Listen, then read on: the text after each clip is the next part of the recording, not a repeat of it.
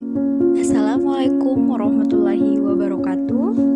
Perkenalkan, saya Yuyun Ayu Lestari, pemateri kedua yang akan memaparkan materi yang berjudul Pendidikan Islam Perspektif Al-Quran Surah Al-Anbiya ayat 107 dalam mata kuliah Studi Al-Quran Perspektif Pendidikan Islam dengan dosen pengampu Ibu Dr. Dailatus Samsiah.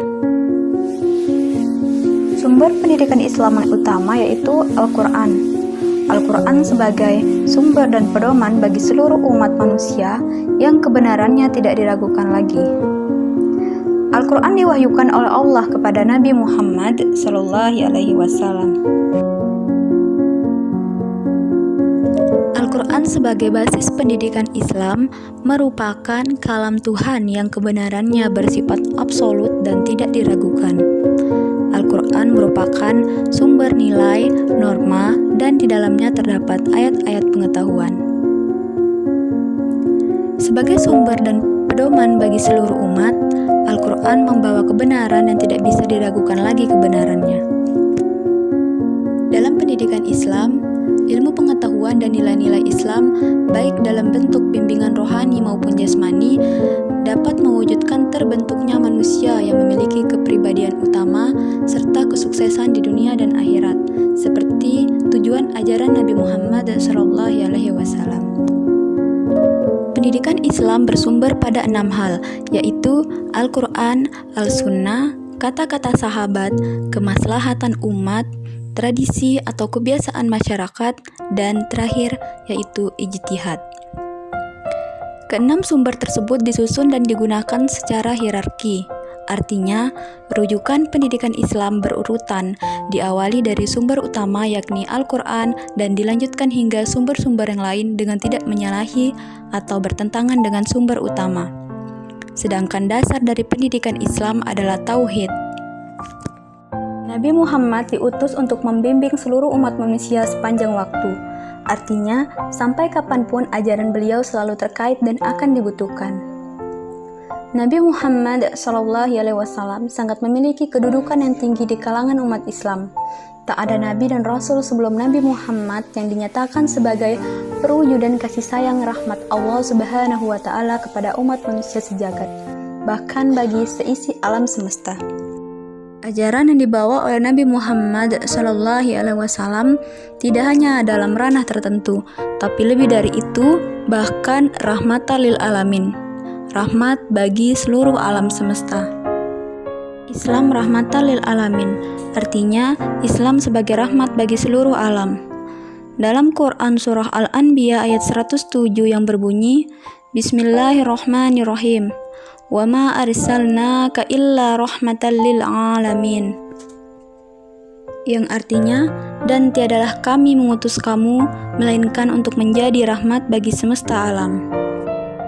Ayat tersebut mengandung makna yang luas, yaitu utusan yang dimaksud ialah Nabi Muhammad SAW yang mengutus beliau, yaitu Allah Subhanahu wa Ta'ala yang diutus kepada mereka al-alamin, dan arti dari semuanya yaitu rahmat bagi seluruh alam, tidak terbatas pada manusia, waktu, dan tempat. Dalam ayat tersebut terdapat 2 kata kunci, yaitu arsalnaka yang artinya kami mengutus kamu, kemudian rahmatan lil alamin, rahmat bagi seluruh alam. Sebagai utusan yang membawa rahmat bagi seluruh alam, Nabi Muhammad dibekali wahyu oleh Allah yaitu kitab suci Al-Quran yang menjadi pedoman beliau dalam menyampaikan ajarannya kepada umat manusia. Selain Al-Quran, Nabi juga menggunakan hadis sebagai pelengkap ketika menyampaikan ajaran-ajarannya.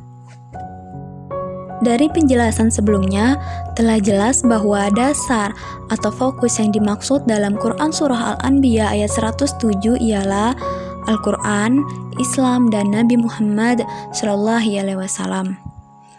Ketiga hal tersebut tidak dapat dipisahkan dan saling berkesinambungan. Pendidikan Islam yang benar dan dikehendaki ialah Allah sang pemberi rahmat kepada Nabi Muhammad sebagai utusan yang sebaik-baik utusan dan membawa suri tauladan berupa rahmat bagi seluruh alam. Al-Quran sebagai pedoman bagi seluruh alam yang berisi kalam-kalam Allah, nilai dan kebenaran-kebenaran terpercaya, serta Islam sebagai agama yang paling diridhoi di sisi Allah Subhanahu wa Ta'ala. Sangkut pautnya dalam dunia pendidikan saat ini, bahwa pendidikan Islam sangat penting ditanamkan dalam diri anak untuk bekal dalam tumbuh kembang anak. Bekal tersebut digunakan sebagai pondasi atau dasar dalam melakukan segala hal, baik itu perkataan, perbuatan, dan tingkah laku bagi sesama manusia maupun alam semesta.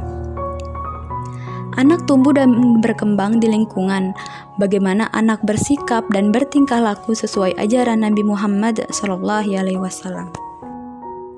Anak usia dini sangat rentan dalam menerima pengaruh-pengaruh dari luar. Pengaruh tersebut dapat mempengaruhi bagaimana anak di masa yang akan datang. Oleh sebab itu, peran guru atau pendidik sangat menentukan. Apabila terjadi kesalahan dalam pemahaman, maka akibat yang akan ditimbulkannya adalah melahirkan manusia yang hilang arah. Tentu saja, hal tersebut bukan tujuan Islam, khususnya tujuan pendidikan Islam. Berhasil atau tidaknya suatu proses pendidikan terletak pada sosok guru atau tenaga pendidiknya. Kita sebagai umat Islam tentunya harus mengikuti ajaran yang dibawa oleh Nabi Muhammad SAW, yang merupakan rahmat yang telah Allah Subhanahu wa Ta'ala titipkan kepada Nabi Muhammad SAW sebagai utusan rahmatan lil alamin, yaitu rahmat bagi seluruh alam. Baik, mungkin hanya itu pemaparan materi yang saya sampaikan. Lebih kurangnya saya mohon maaf. Sungguh kelebihan datang dari Allah Subhanahu wa Ta'ala dan kekurangan datang dari saya sendiri. Semoga bermanfaat bagi kita semua. Wabillahi taufiq wal hidayah. Wassalamualaikum warahmatullahi wabarakatuh.